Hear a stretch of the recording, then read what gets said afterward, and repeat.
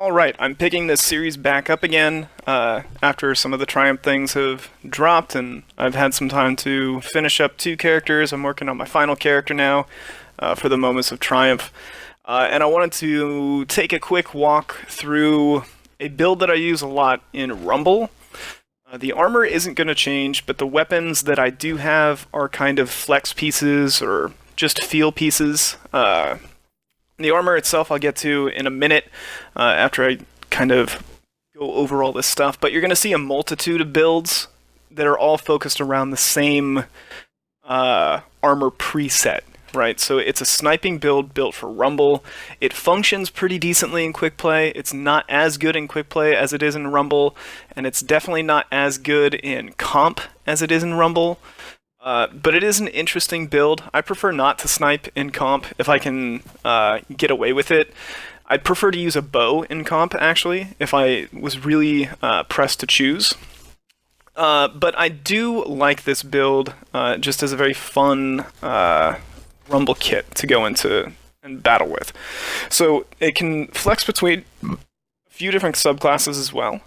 Mainly what I use is Way of the Wraith, but if I'm not using Way of the Wraith, I'll talk about this later, I use Top Tree of Night Stalker as well. So the main point is going to be using Gemini Jesters with a sniper, and then a close range weapon like Recluse, or some of the other weapons that I have detailed as well. And then I also have a really nice roll on this machine gun that lines up with the way that I like to use it. Gemini Jesters removes the radar. That allows you a small amount of leeway in situations where Rumble can kind of compile multiple enemies on top of you. I have a very low recovery stat for this. Rumble tends to be one of those environments that is really aggressive, really bursty, and then it can have periods of downtime as well. But Jesters allows you to bypass some of the those aggressive times by removing the radar and using that as an advantage to gain some recovery. Now, I'm talking a little bit slower than I'm showing things off in the background. I'm using Fastball in my arms. Fastball is a perk that I really enjoy using. It's a lot like Traction for me. It's become a staple perk in all of my builds for PvP, is Traction. And I'm going to show a couple of the different iterations of this. The first one was just using the Revoker, which I think is a very solid sniper rifle. I've had some more time to play with it. And I do enjoy it. I think it's got a really good sight, got good target acquisition, it feels good, it hits heads really strong when there's not a lot of lag in the lobby, and it does have a really good feel to it overall. I think some people, I was watching Drewski's video, he was saying something about people thinking that it's a little sluggish, but since it has snapshot, you can ADS right off the draw and bypass the animation mechanic for pulling out your sniper. So I don't understand the sluggish feels to that weapon as well. I think it's an extremely reactive sniper, and I really enjoy it, and I've grown to like it a lot. But the sniper that I have equipped is Izanagi's Burden. If you're watching this, you probably know that already. It's a really fun sniper to use in Rumble, I've found, just because you can run around and body shot people, and I think that that's really fun. And I'll pair Izanagi's Burden with a multitude of different weapons, either Recluse or with this Velakadin as well. The Velakadin I showed, it's basically a Recluse version of the Velakadin. It's a pretty interesting role. And then this is an alternative combination of weapons. You can use Lumina if it's quick play, or you can use Austringer if it's Rumble. I really like my Austringer roll, it's really nice, but I've grown to really like Lumina as well.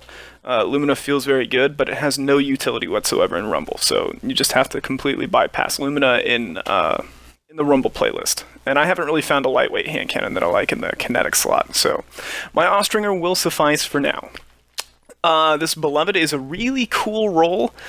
It's got quick draw, firmly planted, steady rounds, extended barrel, and a range masterwork, and I'm using a radar booster as well. The radar booster I have also in my Revoker, mainly because of subclass synergy with Way of the Wraith. I'm not going to be jumping around a lot, and it's more beneficial for me to know about incoming threats than it is to try and outplay somebody from the air. I have a sniper rifle that I do use for aerial play. I have a kill clip Tatara Gaze. It's max range. I use an Icarus grip in that as well.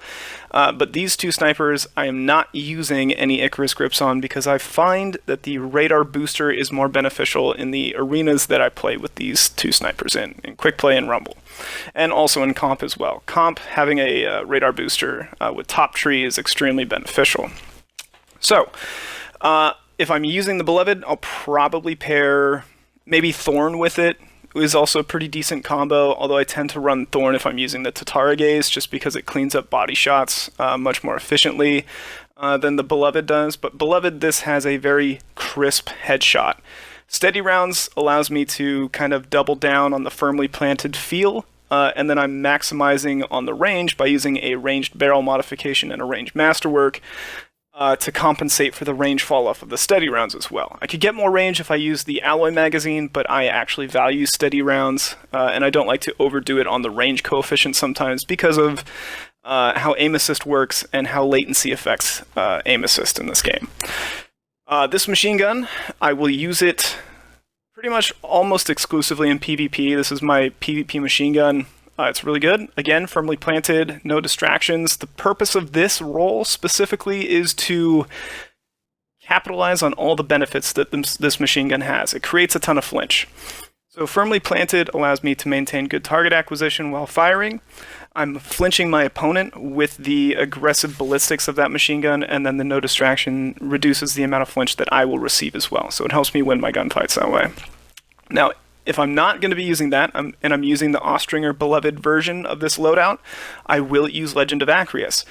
The interesting thing about Legend of Acreus is that it bolsters your radar, allows you to see farther, and when you're using a radar boosting perk, you can kind of find where people are and the range at which people are, especially if you're using top tree of Night Stalker. You can also play with their radar, use smoke grenades to coax them into your trap, whatever, and it's just a really nice, fun, gimmicky way of affecting your opponents. You hit them with the smoke, you go invis with your jesters, they don't know where you are, you sneak up behind them, you pop shot them with the provoker, quick swap over to your recluse or Velakidid, whichever you choose, and go to town with that. So it's a really fun